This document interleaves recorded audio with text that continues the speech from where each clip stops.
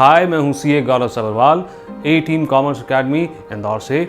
और इस वीडियो के अंदर हम बात करेंगे एसीसीए और सीएफए साथ में करने के क्या बेनिफिट्स हो सकते हैं, और अगर आप साथ में कर रहे हैं तो आपका प्लान ऑफ एक्शन क्या होना चाहिए। देखें ज़रा।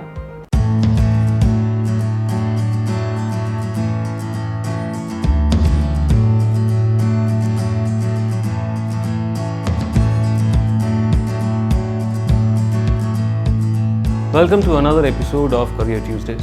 कई सारे स्टूडेंट्स को मैंने देखा है सीएफए बहुत ही जल्द वो अपने करियर में टारगेट कर लेते हैं, और ये अच्छी बात भी है करियर जल्दी डिसाइड करना, मगर कहीं ना कहीं ये प्रॉब्लम भी हो जाती है।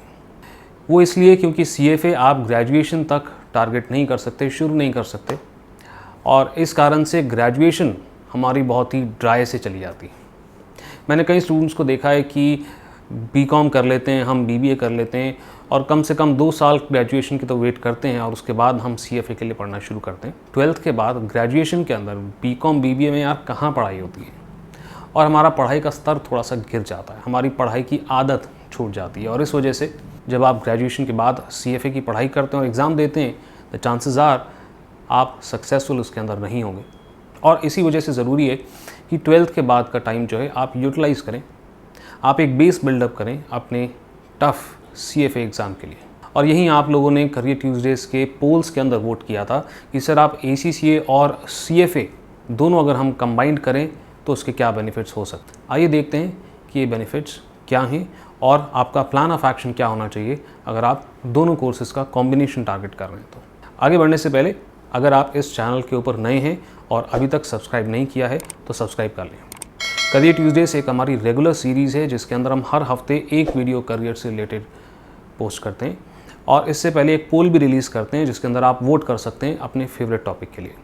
वोट करना चाहते हैं तो सब्सक्राइब होना ज़रूरी है, साथ ही साथ में इंस्टाग्राम पे फॉलो कर लें। फिलहाल आगे बढ़ते हैं हमारी इस वीडियो के साथ। चलो तो बात करते हैं पहले बेनिफिट की। एसीसीए जो है वो अकाउंट्स और ऑडिट की फील्ड से है, और सीएफए जो है कोर फाइनेंस फील्ड के अंदर स्पेशलाइजेशन करने के लिए एक प्रोफेशनल डिग्री है। ऑब्वियसली अगर आपका शुरुआत से ही टारगेट है फाइनेंस की फील्ड के अंदर जाना तो सीएफए एक बहुत ही अच्छा ऑप्शन बनता है, but at the same time ACCA यहाँ पर एक वैल्यू एडिशन आपको प्रोवाइड करता है। ट्रस्ट में अकाउंट्स की अच्छी नॉलेज आपको एक फाइनेंस का अच्छा प्रोफेशनल बनाने में बहुत मदद करती है। साथ ही साथ में ये दोनों कोर्सेज करने के बाद आपको एक ग्लोबल रिकॉग्निशन मिल जाती है। एसीसीए ऑलरेडी 180+ कंट्रीज़ के अंदर रिकॉग्नाइज्ड है, और वैसे ही सीएफए की भी वर्ल्ड वाइड रिकॉग्निशन है। और सोचिए क्या होगा अगर आप ऐसे 2 कोर्सेज साथ में कर लेंगे, तो ना ही सिर्फ इंडिया के अंदर, ओवरसीज़ भी आप जॉब के लिए बहुत ही स्मूथली अप्लाई कर पाएंगे। अगला फ़ायदा, सीएफए जो है आप ग्रेजुएशन जब तक आपका नहीं हो जाता तब तक आप उसे परस्यू नहीं कर सकते, और इसी कारण 3 साल आप सिर्फ और सिर्फ बीकॉम करें जस्टिफाइड नहीं है। आप बोलोगे क्यों सर, हमारा टारगेट तो सीएफए है। देखिए इसलिए आप करें क्योंकि एक तो पढ़ाई की आपको आदत रहेगी, नंबर 1। नंबर 2, एक रिस्क आता है फाइनेंशियल कोर्सेज के अंदर।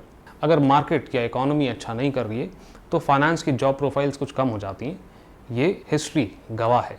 और अगर आप सीएफए टारगेट कर रहे हैं और जब आप क्लियर करके निकलते हैं और बाय चांस मार्केट की कंडीशन अच्छी नहीं है तो जॉब मिलने में थोड़ी दिक्कत हो सकती है। और अगर ऐसे सिनेरियो के अंदर ग्रेजुएशन के साथ साथ आप एसीसीए कंप्लीट कर चुके हैं, ऐसे रिस्क से कि कुछ समय हमको जॉब ना मिले, आप बच सकते हैं एसीसीए करने की वजह से। अगला फ़ायदा इसके अंदर हम देखें कि आप सैलरी के अंदर एक तगड़ा इंक्रीमेंट एक्सपेक्ट कर सकते हैं अगर एसीसीए और सीएफए दोनों आपने कर रखा है, और प्रमोशन भी आप डेफिनेटली एक्सपेक्ट कर सकते हैं। मगर यहाँ पर मैं एक डिस्क्लेमर देना चाहूँगा, इस बात को थोड़ा सा मैं और डिस्कस करना चाहूँगा। यहाँ पे डिस्कशन हो रहा है उन लोगों के लिए, उन वर्किंग प्रोफेशनल्स के लिए जो ऑलरेडी एसीसीए कर चुके हैं और अभी जॉब के अंदर काम कर रहे हैं और सोच रहे हैं कि हम सीएफए करें तो मज़ा आ जाए, शायद हमारी सैलरी के अंदर बहुत तगड़ा इंक्रीमेंट आ जाए। तो यहाँ पर मैं चाहूँगा कि आप थोड़ा सा रियलिटी चेक ज़रूर करें। कोर्स शुरू करने से पहले ये ज़रूर चेक कर लें कि जिस एम्प्लॉयर के पास आप ऑलरेडी काम कर रहे हैं, क्या उसी एम्प्लॉयर के पास ऐसी प्रोफाइल है जहाँ पर सीएफए की नॉलेज भी लगती है। ये इंश्योर करने के लिए बड़ा आसान तरीका है, आप अपने एम्प्लॉयर से डायरेक्टली पूछ सकते हैं, बॉस से डायरेक्टली पूछ सकते हैं, और अगर आपको एक नेगेटिव जवाब यहाँ पर देखने के लिए मिलता है तो आपका नॉलेज एग्जिस्टिंग जॉब प्रोफाइल के अंदर यूज़ नहीं होगा, एंड इन दैट केस आप बिल्कुल भी इंक्रीमेंट या प्रमोशन एक्सपेक्ट नहीं कर सकते, even if you have done ACCA and CFA. In that case मैं ये नहीं कह रहा कि आप सीएफए ना करें, मैं कह रहा हूँ कि आप सीएफए शुरू कर दें, but at the same time आप ऐसी कंपनीज़ के अंदर अप्लाई करना शुरू कर दें जहाँ पर इस प्रोफाइल के चलते आपके सैलरी के अंदर आप कुछ इंक्रीमेंट या एक हायर पोस्ट एक्सपेक्ट कर सकते हैं। तो अगर मैं आपको कहता हूँ कि भाई यहाँ पर आपको 40%, 50% या 80% तक का इंक्रीमेंट मिल सकता है, ऐसा ज़रूरी नहीं है कि वो इंक्रीमेंट आपको आपकी करंट जॉब में ही मिलेगा। हो सकता है कि उसके लिए आपको जॉब भी स्विच करना पड़े। मगर हाँ, अगर आप ऐसी कंपनी में जाते हैं जहाँ पर दोनों ACCA और CFA की नॉलेज का इस्तेमाल होता है, तो सैलरी आपकी पक्का ज़्यादा होगी as compare to just ACCA और जस्ट CFA।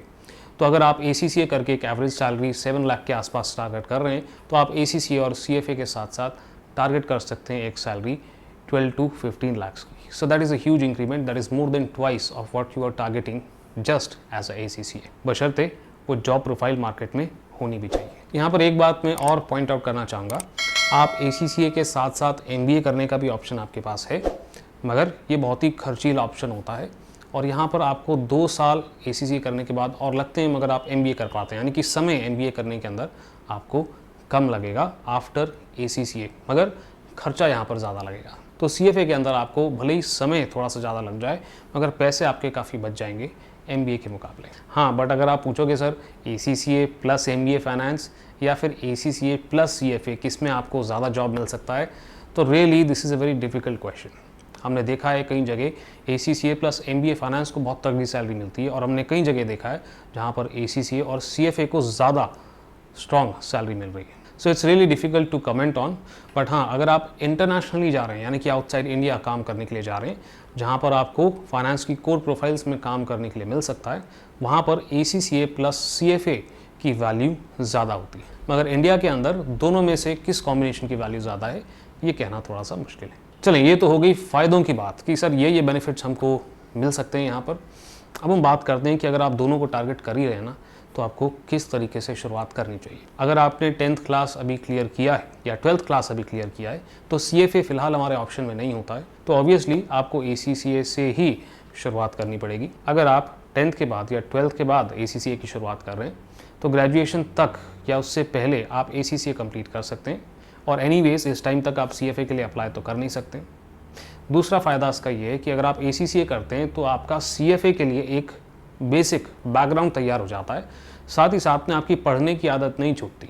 इसके मुकाबले अगर आप सिर्फ और सिर्फ BCom कर रहे हैं और उसके बाद CFA करने के लिए जाते हैं, तो बड़ी दिक्कत आती है। मैंने देखा है कि ऐसे बच्चे बड़ी मुश्किल से CFA क्लियर कर पाते हैं। उसका कारण ये है कि भाई BCom जब हम कर रहे होते हैं तो हमारी पढ़ने की आदत थोड़ी सी कम हो जाती है, ये तो दुनिया जानती है। और इसलिए फ़ायदेमंद है कि भाई ग्रेजुएशन करते करते एक कोर्स हम और निपटा दें साथ ही साथ में जब आप ACCA करते हैं तो कई सारे सब्जेक्ट्स हमें पढ़ने के लिए मिलते हैं।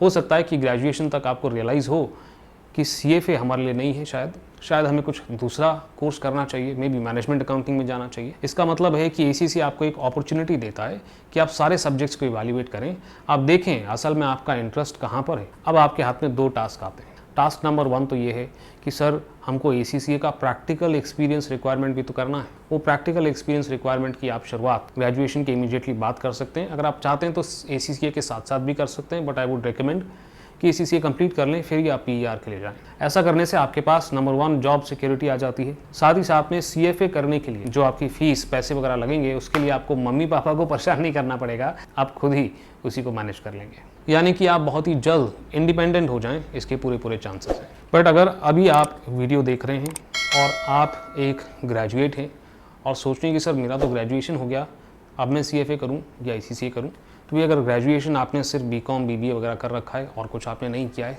तो I would recommend not to go for CFA directly. मेरे हिसाब से अगर आप ACCA करते हैं तो आपको 4 एग्जाम्शंस वहाँ पर मिलते हैं, जो मैं रिकमेंड तो नहीं करता, बट अगर आप कॉन्फिडेंट हैं तो आप ले सकते हैं। ये एग्जाम्शंस लेने के बाद स्किल लेवल जो सेकंड लेवल है ACCA का, वो करने में हार्डली आपको 8 से 10 महीने लगेंगे।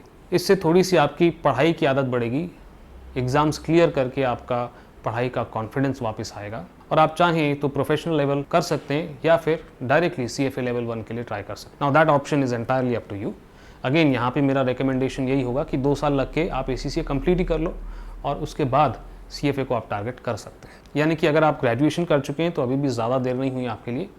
अभी भी मैं बोलूँगा कि CFA की बजाय आप ACCA शुरू करें, क्योंकि CFA हमें थोड़ा सा टफ पड़ता है। And that's it. I hope इस वीडियो से आपकी कई सारे सवाल सॉल्व हुए होंगे, एंड आई एम श्योर कई सारे और सवाल भी आपके होंगे। प्लीज़ कमेंट सेक्शन के अंदर मुझे फटाफट बता दें कि क्या और चीज़ें आप जानना चाहते हैं। साथ ही साथ में वीडियो को लाइक करना मत भूलिएगा, और अगर अभी तक सब्सक्राइब नहीं किया ना, फटाफट सब्सक्राइब करो अगर ऐसी वीडियोस आप लगातार देखना चाहते हो तो, ठीक है ना। इंस्टाग्राम पर भी फॉलो कर लो।